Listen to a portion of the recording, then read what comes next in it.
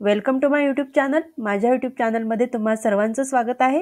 न्याय सहाय्यक वैज्ञानिक प्रयोगशाळा संचालनालय महाराष्ट्र राज्य अंतर्गत 10वी 12वी आणि पदवीधर विद्यार्थ्यांसाठी नोकरीची सुवर्ण संधी उपलब्ध झालेली आहे। सर्वांसाठी जॉब आहे। कोणत्याही शाखेतील पदवी तुमच्याकडे असेल तर तुम्ही एलिजिबल आहात। रिक्त पदांची नावे वैज्ञानिक सहाय्यक गट क, संगणक गुन्हे, ध्वनी व ध्वनिपीत विश्लेषण, वैज्ञानिक सहाय्यक मानसशास्त्र, वरिष्ठ प्रयोगशाळा सहाय्यक, वरिष्ठ लिपिक भांडार, कनिष्ठ प्रयोगशाळा सहाय्यक, व्यवस्थापक उपहारगृह गट क अशी आहेत।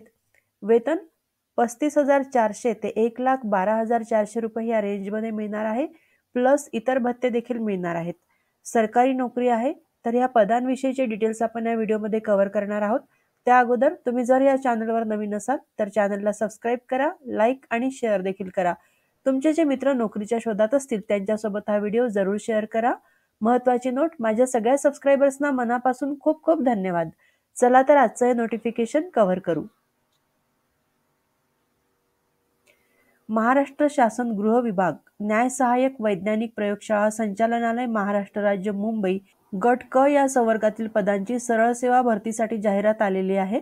यामध्ये न्याय सहाय्यक वैज्ञानिक प्रयोगशाळा संचालनालय महाराष्ट्र राज्य यांच्या अधिपत्याखालील मुंबई, नागपूर, पुणे, छत्रपती संभाजीनगर, नाशिक, अमरावती, नांदेड, कोल्हापूर, चंद्रपूर, रत्नागिरी, धुळे, ठाणे व सोलापूर प्रयोगशाळेतील गट क संवर्गातील सरळ सेवेतील खालील रिक्त पदांसाठी ऑनलाईन पद्धतीने अर्ज मागविण्यात येत आहेत।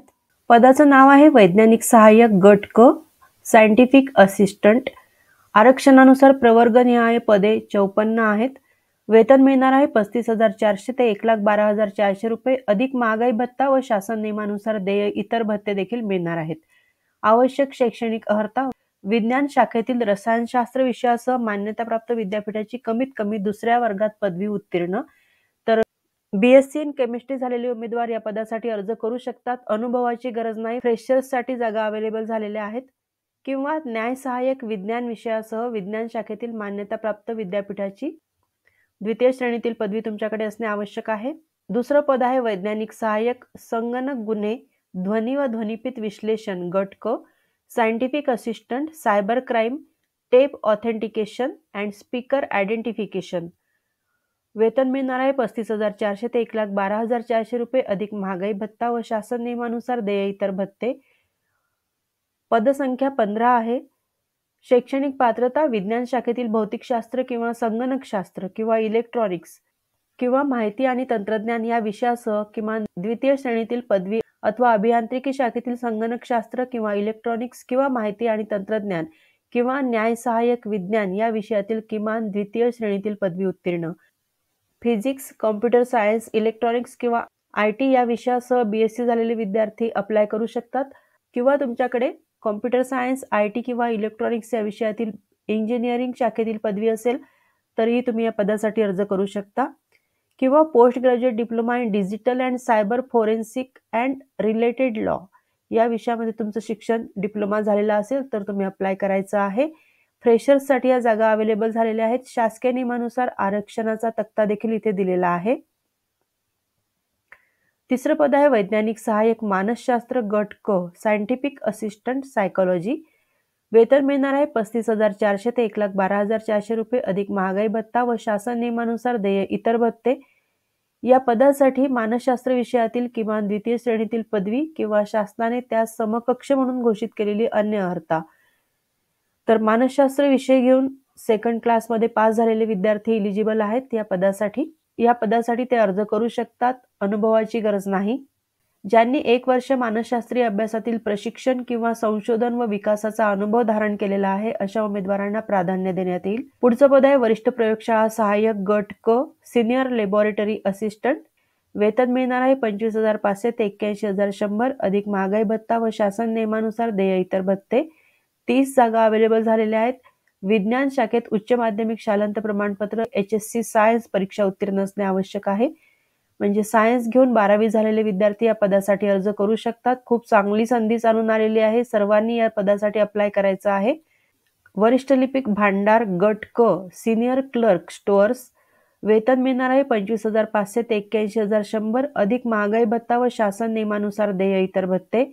या पदासाठी HSC सायन्स उत्तीर्ण विद्यार्थी इलिजिबल आहेत, म्हणजे विज्ञान शाखेत उच्च माध्यमिक शालांत प्रमाणपत्र HSC सायन्स परीक्षा उत्तीर्ण झालेले विद्यार्थी या पदासाठी अर्ज करू शकतात। कनिष्ठ प्रयोगशाळा सहाय्यक ज्युनियर लॅबोरेटरी असिस्टंट या पदासाठी वेतन मिळणार आहे 21,700 ते 69,100 अधिक महागाई भत्ता व शासन नियमानुसार देय इतर भत्ते। 18 जागा आहेत। या पदासाठी विज्ञान विषयासह माध्यमिक शालांत परीक्षा प्रमाणपत्र SSC विथ सायन्स उत्तीर्ण तर 10वी झालेले विद्यार्थी या पदासाठी अप्लाय करू शकतात।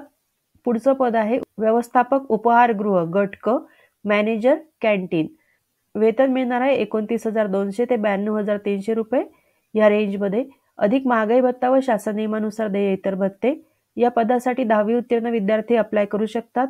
त्यानंतर केटरिंग क्षेत्रातील किमान 3 वर्षाचा अनुभव आवश्यक आहे। तसेच शासन मान्यताप्राप्त कोणत्याही केटरिंग टेक्नॉलॉजी संस्थेतून डिप्लोमा घेतलेल्या उमेदवाराला प्राधान्य दिले जाईल किंवा त्याच्या बाबतीत अनुभवाची अटही शिथिल करता येईल।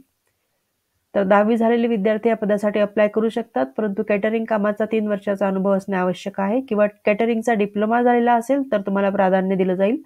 परीक्षा दिनांक याबाबतची सविस्तर माहिती दिलेल्या संकेतस्थळावर उपलब्ध करून देण्यात येईल। तसेच उमेदवारांना प्रवेश पत्राद्वारे कळविण्यात येईल।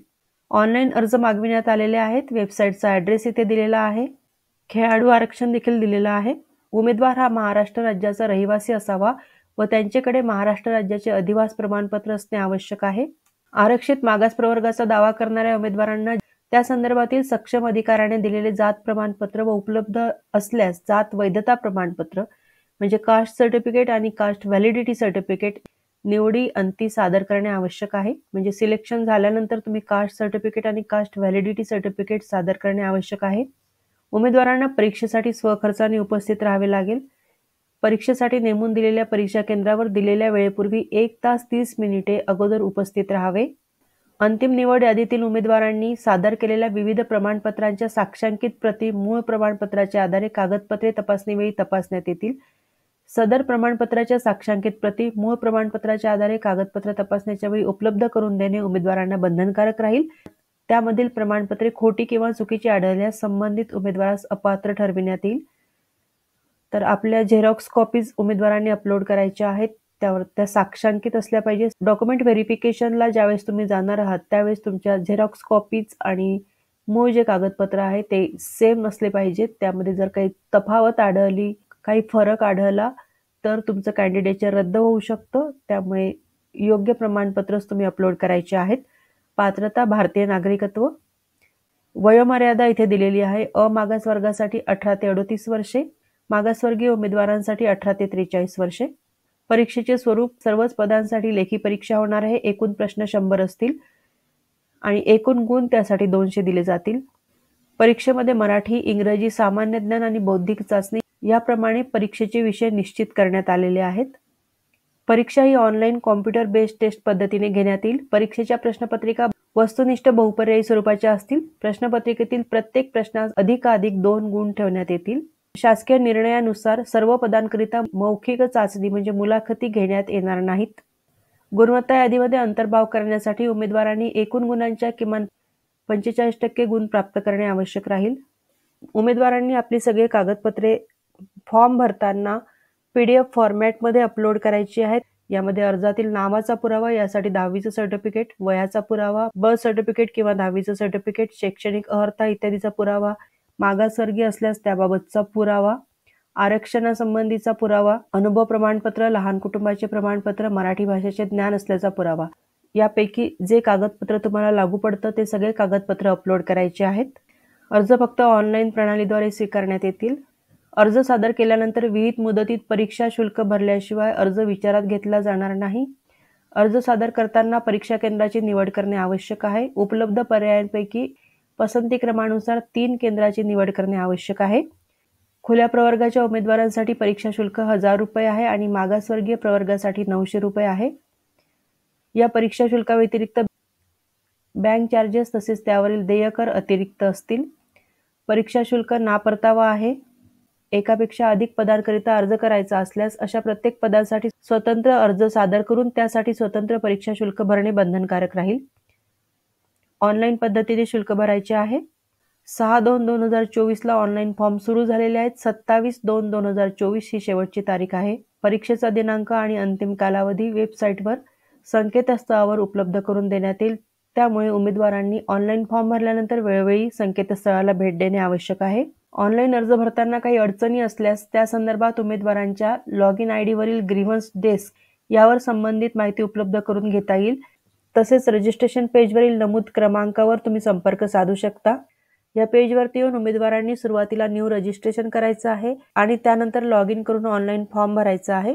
तर खूप चांगली संधी चालून आलेली आहे. हे विशेष म्हणजे गव्हर्नमेंट जॉब आहे आणि खूप जास्त क्वालिफिकेशन मागितलेलं नाही आणि महत्त्वाची गोष्ट ही आहे की एक्सपिरियन्स मागितलेला नाही. फ्रेशर्ससाठी या जागा अवेलेबल झालेल्या आहेत. फक्त परीक्षा होणार आहे, मुलाखती होणार नाहीत. 10वी 12वी BSc आणि इंजिनिअरिंग ग्रॅज्युएट झालेले उमेदवार या पदासाठी अप्लाय करू शकतात.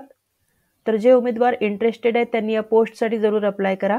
जे उमेदवार या पोस्टसाठी अप्लाय करतील त्या सर्वांना हा जॉब मिळावा ही सदिच्छा. तुम्हा सर्वांना बेस्ट विशेष. Thank you very much.